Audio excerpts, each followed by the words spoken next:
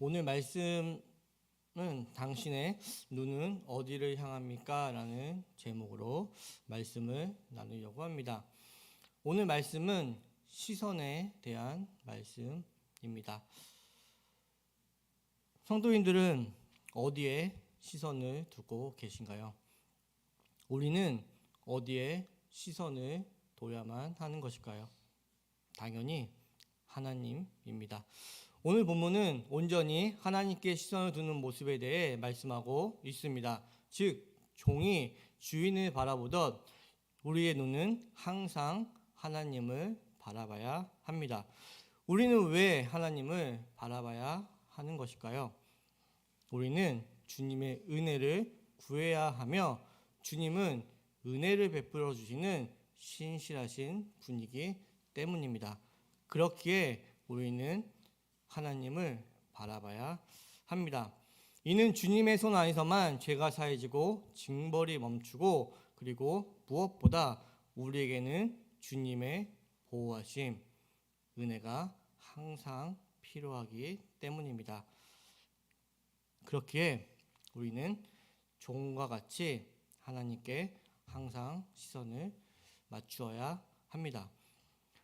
오사시모스 목사님 또한 오늘의 묵상집에서 우리의 눈은 하나님을 향해 고정되어 있어야 하며 영적으로 쇠약해지는 현상은 눈을 들어 주를 바라보지 않을 때 시작된다라고 말씀하십니다. 주님께 시선을 맞추는 것을 위해 저는 오늘 두 가지를 살펴보려고 합니다.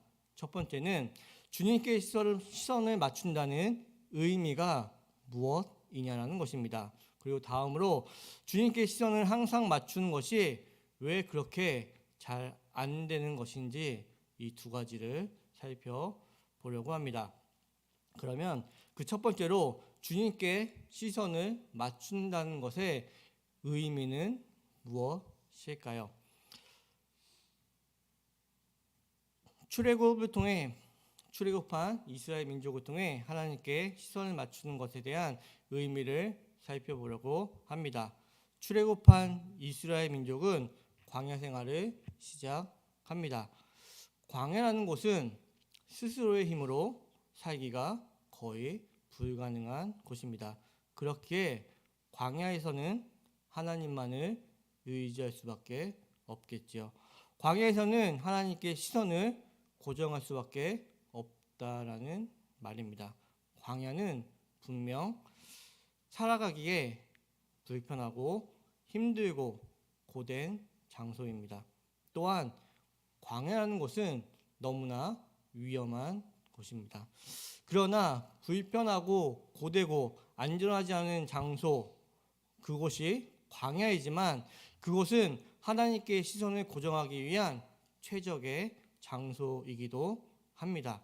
그렇기에 광야에서는 하나님께 시선을 고정하고 하나님과 함께 하게 됩니다. 그러면 아무리 불편하고 위험한 곳이더라도 그곳은 이 세상 어느 곳보다 안전한 곳이 되며 세상에서는 누릴 수 없는 평안을 누릴 수 있는 곳이 되며 그곳은 세상 어디에도 없는 자유함이 임하는 곳이 됩니다. 그곳이 광야입니다. 이것이 우리가 주님과 시선을 맞춘다는 것에 대한 의미입니다. 다시 말씀드리면 우리가 주님과 시선을 맞추는 것은 내가 시선을 맞출 수 있는 여건이 되어서 맞추는 것이 아니라는 말씀입니다. 나의 삶과 관계없이 우리는 주님께 시선을 고정해야만 합니다. 그러면 주님과 시선을 맞추는 그곳, 그때가 세상에서 어느 것보다도 안전한 곳이며 안전한 때이며 평안한 곳이며 평안한 때이고 안식처가 되는 것이기 때문입니다.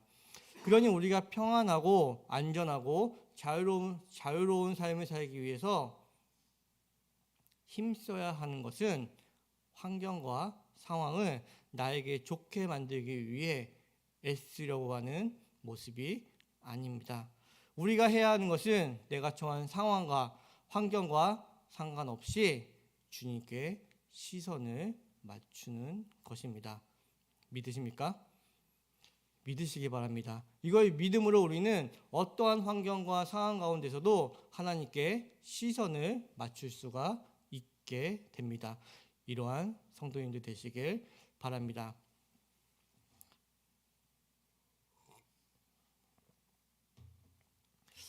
다음으로 출애굽한 이스라엘을 광야로 끌고 가셨다는 것은 이제 그들은 자신의 힘으로 사는 자들이 아니라 하나님을 바라볼 수 있는 자가 되었다라는 것을 의미합니다.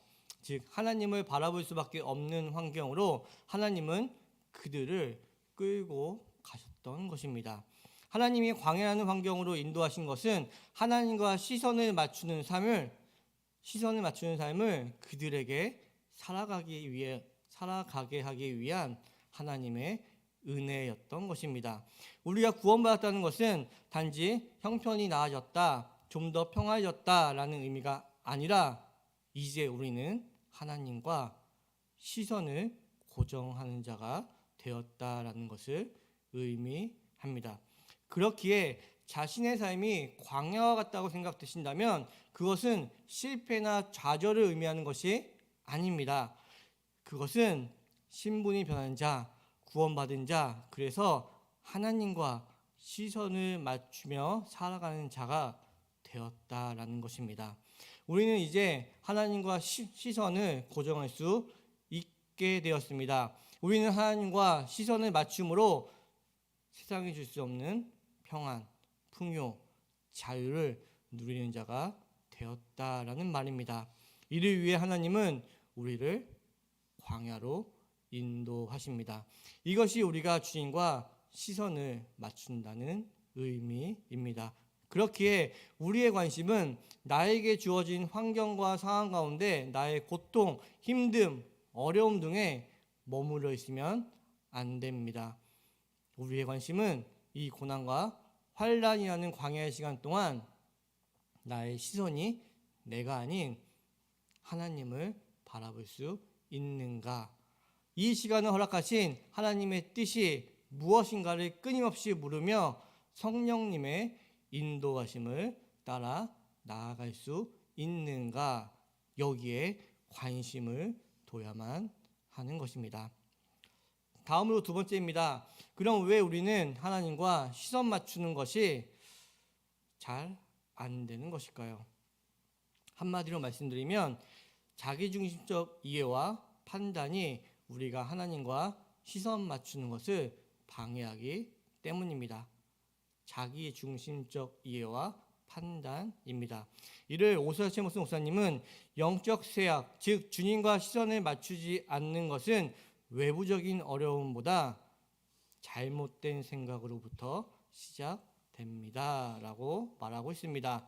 다시 말씀드리면 외부에서부터 오는 어려움이 아니라 내 안에서 발생하는 잘못된 생각 때문에 그것이 하나님과의 시선 맞추는 것을 방해한다라는 것입니다.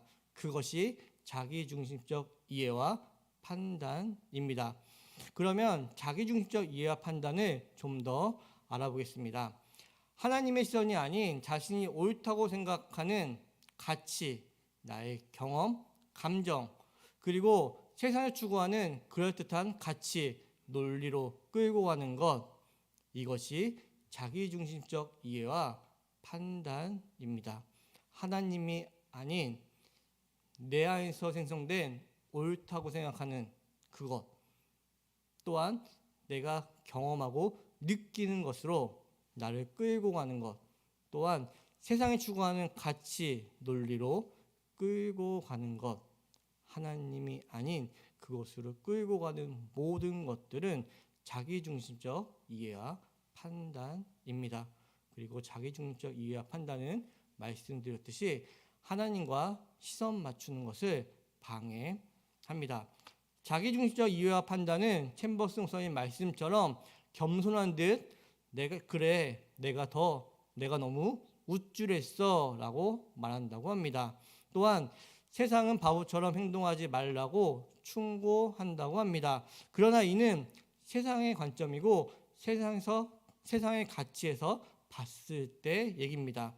또한 잠깐의 충동으로 계속해서 하나님과 시선을 맞출 수 없어라는 생각을 하게 된다는 것입니다. 시선을 맞추는 것, 하나님과 시선을 맞추는 것은 나에게로부터 시작된 것이 아니라 하나님으로부터 시작되었음을 우리는 기억해야 합니다. 그리고 하나님도 내가 광야 생활을 멈추길 원하셔라는 생각으로 끌고 간다라는 것입니다. 하나님의 관심은 광야이냐 가나안이냐가 아니라 하나님과 시선을 맞추어 가느냐에 있습니다. 우리는 이를 기억해야 합니다. 그리고 제가 오세찬 목사님 말씀하신 것처럼 내가 너무 우쭐했어. 또한 세상은 바보처럼 행동하지 말라고 충고하고, 또한 잠깐의 충동으로 계속해서 하나님과 시선을 맞출 수 없어. 그리고 하나님도 내가 광야 생활을 멈추길 원하셔라는 생각으로 끌고 가는 모든 것들이 자의적이고 세상의 가치에 기댄 생각이라고 말씀하고 있는 것입니다. 이런 모습을 챔버스 목사님은 이는 이제 더 이상 하나님을 의지하지 않고 세상 의견에 따르겠다라는 뜻이라고, 그러한 뜻을 품었다라고 우리에게 경고하고 있습니다.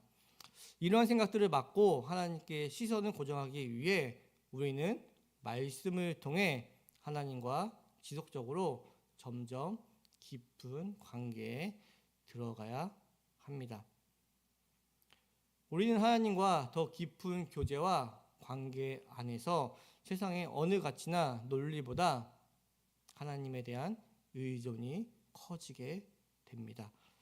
이때 하나님께 시선을 고정할 수 있습니다. 즉, 하나님께 시선을 고정하기 위해서는 말씀을 통해서 하나님과 점점 더 깊은 관계로 들어가야 합니다. 또한 하나님과 더 깊은 관계 안에서만 자신이 옳다라는 생각과 자신의 경험보다 하나님 자체가 더욱 현실이라는 사실을 깨닫게 되고, 이것을 깨달을 때에만 하나님께 시선을 맞추게 됩니다. 그리고 묵상집 마지막에서 챔버스 목사님은 영적 쇠약이 발생할 때마다 즉각 치유해야 한다고, 그리고 이는 나의 나와 하나님 사이에 뭔가가 끼어 들어왔다는 것을 인식하는 것이며, 그렇기에 당장 그 관계를 재조정해야 한다라고 권면합니다. 영적 쇠약은 하나님과의 시선이 벗어났을 때 발생합니다. 또한 나와 하나님 사이에 끼어 있다는 것은 내 안에 자기중심적 사고와 판단이 하나님을 바라보는 시선으로부터 멀어지게 한다라는 것입니다. 이때 즉각적으로 치유하고 재조정해야 한다는 챔버스 목사님의 말씀입니다. 오늘 말씀 제목은 당신의 눈은 어디를 향합니까? 입니다. 우리의 눈은 하나님께 시선이 고정되어야만 합니다. 왜냐하면 우리는 하나님이 택한 자로 하나님께서는 우리를 하나님께 시선을 고정해야만 하는 삶으로 인도하시기 때문입니다. 하나님께서 우리와 하나님과 시선을 맞추기 위해 여러분들의 삶을 인도하시기 때문에 여러분들은 하나님께 시선을 맞춰야만 하는 것입니다. 우리가 택함 받았다는 것은 형편이 나아졌다, 문제가 해결되었다는 차원을 넘어 하나님과 시선을 맞추는 삶으로 인도함을 받는 자가 되었다라는 말씀이며, 하나님께서는 친히 그 자리로 여러분들을 인도하십니다. 이를 위해 우리는 자기중심적 사고와 판단에서 벗어나야만 합니다. 어떻게 자기중심적 사고와 판단에서 벗어나야 하나요? 이를 위해 우리는 내 안에서가 아닌 말씀을 통해서 하나님과 지속적인 관계를 맺어 가야 합니다. 말씀을 통해서 하나님과 지속적인 관계를 맺어가야 합니다. 말씀의 삶에서 실제가 되는 경험을 통해 우리는 하나님과 더욱 깊은 관계에 들어갑니다. 하나님은 이를 위해 저와 여러분들을 택하여 주셨고 하나님과 시선을 맞추는 삶으로 끌고 간다라는 것입니다. 이러한 삶을 살아내는 것이 우리가 가야 할 길입니다. 우리가 이러한 삶을 살아내야만 합니다.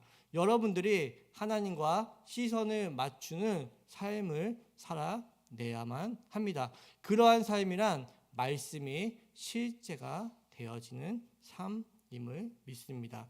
이 길은 고되고 힘겨울 수 있습니다. 그러나 이 길은 세상이 줄 수 없는 평안과 안전함과 그리고 자유가 보장된 길임을 믿습니다. 이것이 은혜입니다. 이러한 은혜가 성도님들의 삶에 풍성하고 충만하길 주님의 이름으로 축복합니다. 하나님 아버지 감사합니다. 이 예배를 허락하시어 말씀을 듣게 하시고 깨닫게 하심을 감사합니다. 오늘 말씀을 기억하게 하시었고 삶을 통해 내가 하나님의 택함을 받은 자라는 사실을 알게 하시옵소서.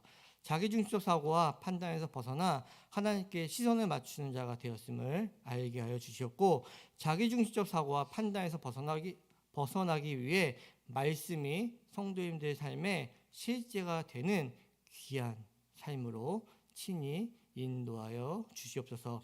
이 모든 말씀 예수님의 이름으로 기도드립니다.